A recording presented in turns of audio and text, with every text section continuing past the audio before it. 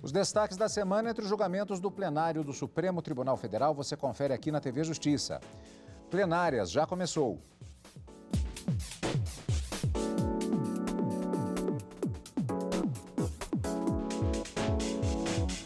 Hoje com os principais momentos das sessões dos dias 13 e 14 de maio de 2020. Karina, continuamos nesta verdadeira maratona por videoconferência que deve durar durante todo o período da pandemia, pelo menos com relação a essa questão da restrição, o chamado distanciamento social. Exatamente. E nós tivemos 2 julgamentos importantes ainda dentro da trilha daqueles assuntos que estão sendo influenciados exatamente pela pandemia da Covid-19.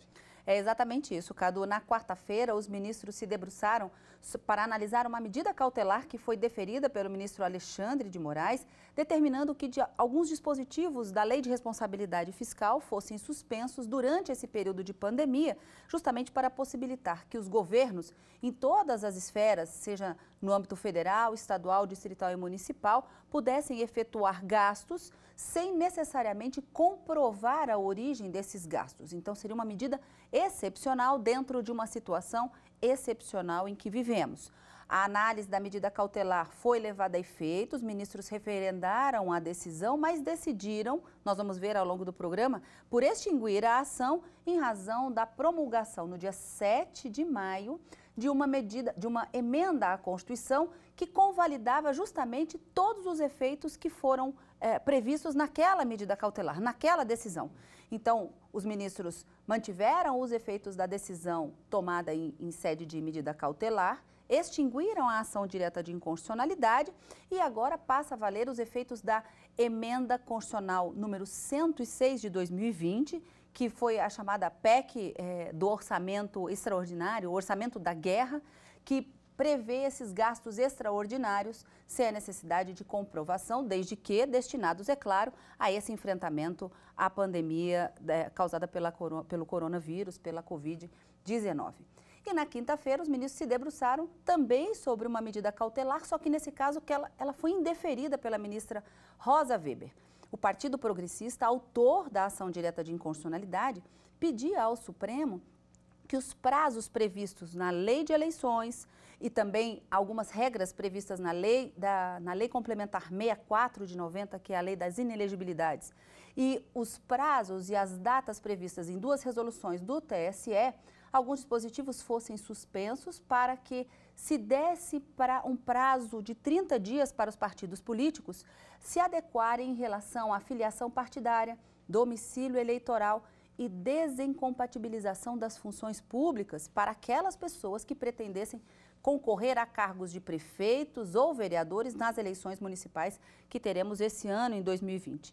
A ministra indeferiu o pedido e os ministros, não por unanimidade, porque o ministro Marco Aurélio ficou vencido, mas por uma votação de maioria esmagadora, entenderam que as regras da eleição não devem ser modificadas, devem ser mantidas para se manter a soberania popular, o Estado democrático de direito e, nesse sentido, concordaram com a ministra Rosa e indeferiram o pedido do Partido Progressista. Então vamos voltar para a sessão plenária da quarta-feira. Lembrando que se trata exatamente do julgamento que nós temos a abordagem relativa à Lei de Responsabilidade Fiscal e Lei de Diretrizes Orçamentárias. Antes de vermos como foi o julgamento, vamos saber um pouquinho mais sobre o tema. Para o aumento de gastos, a Lei de Responsabilidade Fiscal exige estimativas de impacto financeiro e a compatibilidade com a LDO, Lei de Diretrizes Orçamentárias. O presidente da República entrou com a ação no Supremo pedindo a flexibilização dessas leis para criar e expandir programas de prevenção ao novo coronavírus e de proteção da população vulnerável à pandemia. A Advocacia Geral da União argumentou que a situação é excepcional e que a Constituição determina que o direito à saúde prevalece em relação a outros princípios. No final de março, o relator da ação, ministro Alexandre de Moraes, decidiu eliminar que o governo não precisa cumprir a Lei de Responsabilidade Fiscal. Com isso, o governo pôde tomar medidas como o auxílio emergencial para desempregados e trabalhadores informais, por exemplo.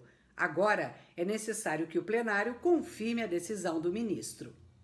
Pois é, na sessão plenária da quarta-feira, os ministros do Supremo Tribunal Federal trataram da flexibilização de pontos da Lei de Responsabilidade Fiscal e também da LDO. Eles decidiram que a União não precisa comprovar os gastos com o combate à pandemia e estenderam a decisão a estados, municípios e o Distrito Federal. Quem conta pra gente é o Leandro de Souza. O ministro Alexandre de Moraes atendeu o pedido de medida cautelar em ação direta de inconstitucionalidade do presidente da República, que permite ao governo aumentar os gastos com os programas de combate ao novo coronavírus sem precisar justificar nem explicar a origem do investimento. Isso permitiu a criação do programa federal, que prevê o pagamento de ajuda emergencial de 3 parcelas de R$ 600 a trabalhadores de baixa renda. A Advocacia Geral da União invocou o direito à saúde e à vida acima de quaisquer outros. O advogado-geral da União, José Levi Júnior, sustentou os argumentos e fez questão de agradecer a concessão da medida cautelar pelo ministro Alexandre de Moraes. Mas ele pediu a extinção da ação direta de inconstitucionalidade por entender que ela perdeu o objeto, já que o Congresso Nacional aprovou uma emenda constitucional que autorizou o aumento de gastos. O ministro relator destacou ter concedido a liminar com base nos princípios da razoabilidade, da dignidade da pessoa humana, da saúde e da vida, mas entendeu que após a promulgação da emenda constitucional conhecida como PEC da Guerra, que flexibilizou as regras de controle de gastos, a ação perdeu o objeto e votou por referendar a liminar e extinguir a ação. O objeto final da ação seria exatamente a redação, entre aspas, muito próxima, mas com as mesmas consequências do artigo 3º da emenda constitucional, aplicável, repito, à União, Estados, Distrito Federal e municípios. Eventual análise do artigo 42 da Lei de Responsabilidade Fiscal, uma interpretação, deve ser feita na via própria. Então, presidente, antes de, se for necessário, delinear e explicar, fundamentar os motivos que me levaram à concessão da medida cautelar, eu proponho a extinção do processo pela perda de objeto, em virtude da superveniência da emenda constitucional 106, repito, não por inconstitucionalidade superveniente, mas porque não há aqui mais interesse no procedimento dessa ação. O ministro Edson Fachin acompanhou o relator e referendou a medida cautelar, mas divergiu quanto à extinção da ação, por entender que ela não trataria dos gastos estaduais e municipais. Já o ministro Marco Aurélio votou pela extinção da ação direta de inconstitucionalidade, mas divergiu sobre a concessão da medida cautelar. Os votos que se seguiram acompanharam na integralidade o voto do ministro relator Alexandre de Moraes. Com isso, por maioria, os ministros referendaram a liminar que autorizou o governo a elevar os gastos públicos acima dos limites da Lei de Responsabilidade Fiscal durante a pandemia da Covid-19 e também, por maioria, decidiram extinguir a ação direta de inconstitucionalidade por perda de objeto. Pois é, Karina, esse julgamento com relação à LRF, a Lei de Responsabilidade Fiscal e a LDO, ela teve algumas características, inclusive uma mudança já ao final na própria proclamação do resultado. E houve uma extinção da ação, no entendimento dos ministros, mas, ao mesmo tempo, alguns dos efeitos do questionamento que estava sendo apresentado, eles permanecem. Eu estou até gaguejando. Como é que funciona isso, Karina? Vamos tentar entender. A gente até chegou a comentar durante o direto do plenário que, normalmente, quando o relator defere uma medida cautelar ou indefere, no julgamento do referendo, da ratificação no plenário, que a gente sempre fala que precisam de 6 votos, pelo menos, para confirmar aquela decisão do relator, há uma tendência de que o relator mantenha os fundamentos da sua decisão.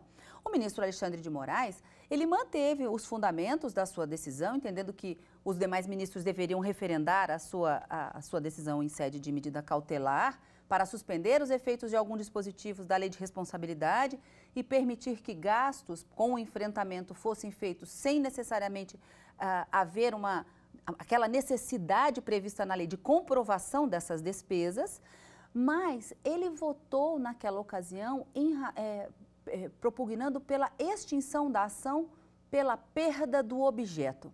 Isso porque a emenda constitucional número 106 de 2020, que foi promulgada, no dia 7 de maio de 2020, ela contempla exatamente toda aquela previsão que já estava na decisão do ministro Alexandre de Moraes. Então, se existe uma emenda à Constituição prevendo aquele regime especial para os gastos públicos, que seja mantido, então, esse regime especial, já que essa emenda constitucional ela tem um prazo de duração temporário, vamos dizer assim. Ela não veio para vigorar ad eterno. Ela dura enquanto perdurar esse estado de calamidade pública, essa situação de enfrentamento de toda a problemática trazida pela Covid-19. Então, os ministros referendaram a decisão, mantiveram incólumes os efeitos que ela produziu desde a data do seu deferimento. Salvo engano, no dia 29 de março foi deferida a medida cautelar. Até a data do julgamento, ela continuou valendo não só para a União, embora o pedido tivesse sido feito pelo presidente da República, o ministro Alexandre de Moraes estendia esses efeitos também para os governadores e prefeitos em todo o Brasil, mas extinguiram a ação. A pergunta que fica no ar é, a emenda à Constituição 106, ela traz esse regime especial de gastos e contratações nesse período de enfrentamento da Covid-19 para a União. Mas os ministros entenderam que essa emenda constitucional ela deve alcançar também o caso dos estados, municípios e o Distrito Federal. Então, aqui essas regras, elas não valem só para a União, vale também para os outros entes federativos. Então, não obstante a ação direta de inconstitucionalidade tenha sido extinta, mesmo que com o referendo da medida cautelar, convalidando aqueles efeitos produzidos até a data do julgamento, a suspensão das exigências dessa comprovação de gastos com o enfrentamento da pandemia em razão do coronavírus pelos estados, municípios, Distrito Federal e União devem seguir aquelas regras previstas na emenda constitucional número 106. Essa foi a decisão do Supremo proferida na quarta-feira. Alguns ministros ficaram vencidos, uns referendavam, o outro não concordava com a extinção da ação, mas, por maioria, essa foi a decisão que prevaleceu na quarta-feira. E depois do intervalo, nós vamos conferir como é que foram os destaques, quais foram os destaques, melhor dizendo, da sessão de julgamentos do Supremo Tribunal Federal da quinta-feira. Na pauta, matéria eleitoral e Covid-19. Daqui a pouquinho, depois do intervalo.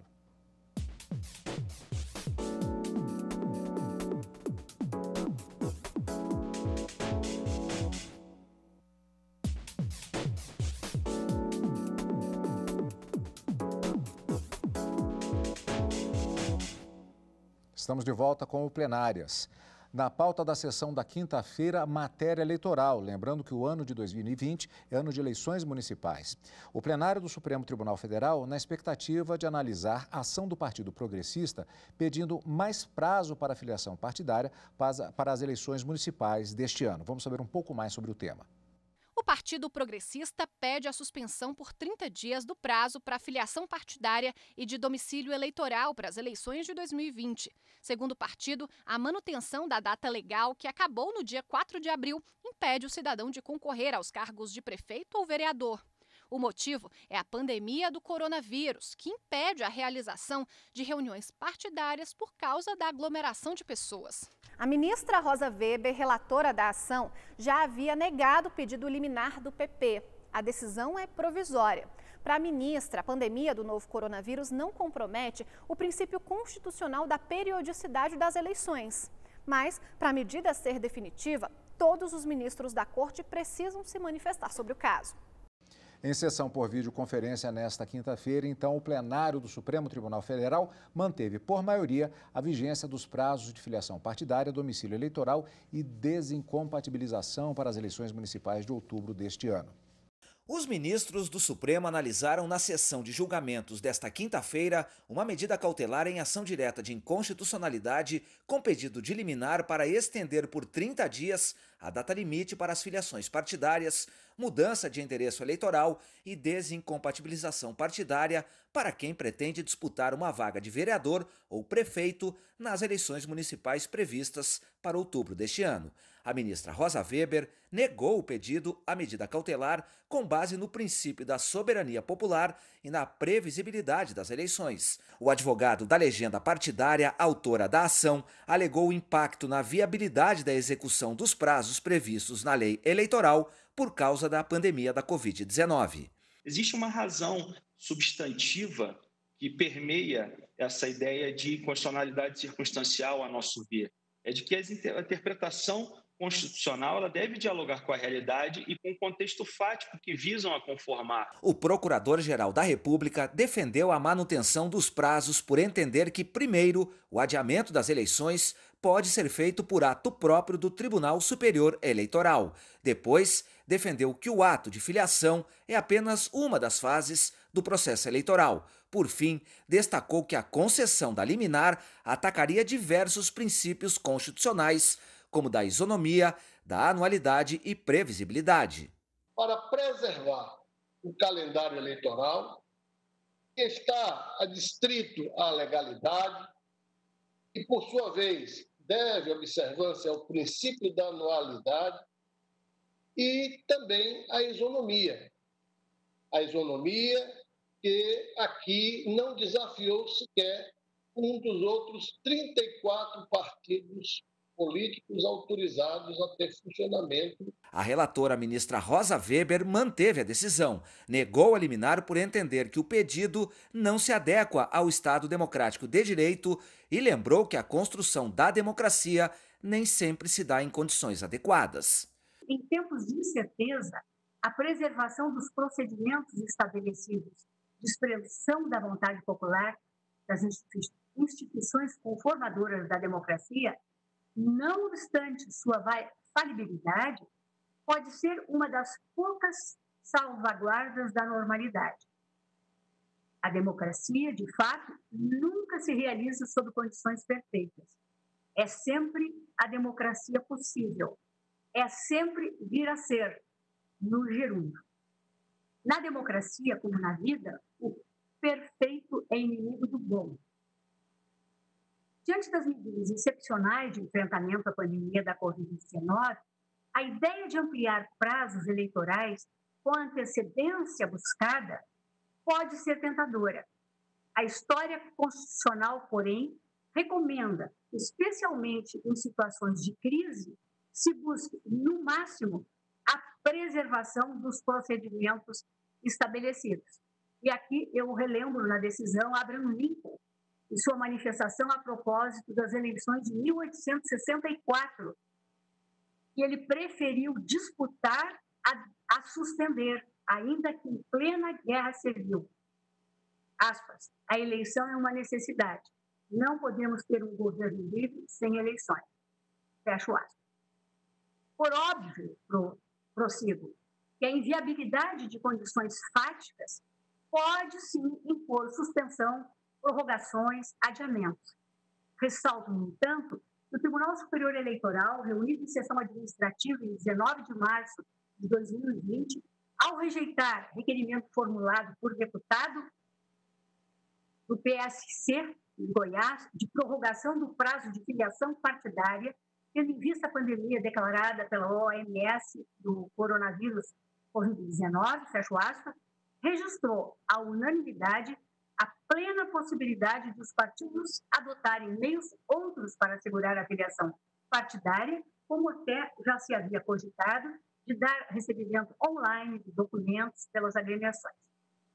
Entendo assim, prossegui naquela decisão em livro de deliberação, ausentes os requisitos do fundo, os bandidos e do perito em hora e indeferia liminar. 9 ministros acompanharam integralmente o voto da relatora Rosa Weber. São prazos legais que cumprem mandamentos constitucionais e, portanto, em linha de princípio, sequer caberia à jurisdição constitucional sobrepor a sua valoração à que já foi manifestada em termos legislativos. Nada impede que, diante de uma realidade superveniente e dramática, por via de emenda ou por via legislativa, se altere alguma coisa. Mas esta certamente é uma competência ou do Poder Constituinte derivado ou do Congresso Nacional exercendo o poder legislativo ordinário, e penso que não uma competência nossa.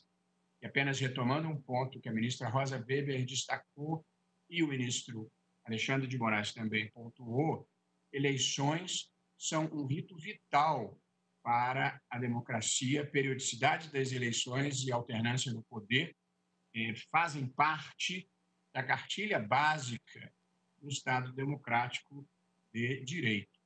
De modo que, em linha de princípio, nenhum de nós, a quem cabe interpretar a Constituição, defende a não realização de eleições. Eu mesmo tenho insistido que nós pretendemos realizar as eleições no dia 4 de outubro de 2020 e só se houver uma impossibilidade material grave decorrente de saúde pública é que se deverá cogitar de qualquer adiamento e, ainda assim, pelo mínimo de tempo inevitável e, substituindo honrosamente para mim a ministra Rosa Weber na presidência do TSE, eu pretendo estabelecer uma interlocução com o presidente da Câmara e com o presidente do Senado para que, harmoniosamente, se defina o que for necessário definir. Seja como for, ministro Celso, esta é uma matéria que não está à livre disposição do intérprete, porque consta de texto normativo, como acentuado pela ministra Rosa Weber. De modo que também eu, louvando a posição de Sua Excelência e o voto correto, estou aderindo à ratificação da cautelar. Até aqui, como bem lembrado por Sua Excelência a ministra Rosa Weber, em nada compromete ainda o processo eleitoral e é regra, não apenas princípio, realiza princípios, mas cumpre regras que dizem respeito a prazos. O Congresso Nacional e o Tribunal Superior Eleitoral, enquanto durarem as consequências econômicas e sociais da pandemia, no futuro, saberão responder à altura das situações emergenciais e temporárias que surjam como entraves ao bom êxito das eleições deste ano. A exceção foi o ministro Marco Aurélio, que decidiu pela extinção da ação por entender que ela era inadequada, já que a definição do calendário eleitoral é competência do Congresso Nacional. Assim, o pedido de liminar apresentado pelo Partido Progressista para adiar por 30 dias o prazo final para filiações e desincompatibilizações partidárias e mudanças de domicílio eleitoral foi negado pela maioria dos ministros. Karina, portanto, foi mantido, ou melhor, foi dado referendo à decisão da ministra Rosa Weber, que foi reafirmada na apresentação do voto no plenário, dentro da questão processual, e, nesse sentido, também mantidos os prazos, inclusive os prazos já vencidos em relação a essa série de questões relacionadas às eleições de 2020. Para a ministra Rosa Weber, que foi acompanhada pela maioria, exceto o ministro Marco Aurélio, que julgava extinta a ação, mas a maioria entendeu que os prazos deveriam ser mantidos e que a ministra, dentro de um dos fundamentos trazidos por ela, não ficou demonstrado pelo partido autor uma possível violação ou uma relação com a situação da pandemia em que vivemos hoje, com uma possível violação de alguns princípios constitucionais, como o princípio do Estado Democrático de Direito, o princípio da periodicidade das eleições e também o princípio da soberania popular. O ministro Luiz Roberto Barroso, que deve ser o nosso próximo presidente do Tribunal Superior Eleitoral, com posse marcada agora para maio de 2020, ele lembrou quais são esses prazos e buscava-se nessa ação suspender por mais 30 dias, um prazo que já está exaurido desde o dia 4 de abril, os prazos para filiação partidária, domicílio eleitoral e desincompatibilização. Segundo a legislação eleitoral, o domicílio eleitoral ele pode ser alterado até 6 meses antes da data da eleição. Para a filiação partidária, o mesmo prazo, e para a desincompatibilização, são 4 meses para o cargo de prefeito e 6 meses para o prazo exigido para aquelas pessoas que pretendem concorrer aos cargos de vereador dentro de um município. Esses prazos, então, com a decisão tomada no plenário, acabaram sendo mantidos. Alguns ministros entendendo que possível modificação desses prazos somente poderia ser feita por lei, então teria que haver uma manifestação do Congresso Nacional. E a manutenção acaba trazendo uma maior segurança jurídica dentro dessa competição eleitoral. Então, entenderam que não haveriam os motivos alegados pelo Partido Progressista, o partido autor, não convenceram os ministros e foi indeferida a medida cautelar, assim, sendo referendada a decisão, portanto, da ministra Rosa Weber. Esses foram os destaques da semana, portanto, Karina, encontro marcado já na próxima. Na próxima semana, quarta e quinta-feira, ao vivo, direto do plenário, em sessão por videoconferência ainda, e no final de semana a gente se encontra com plenárias. Obrigado pela sua companhia, como sempre, e continue conosco aqui na TV Justiça.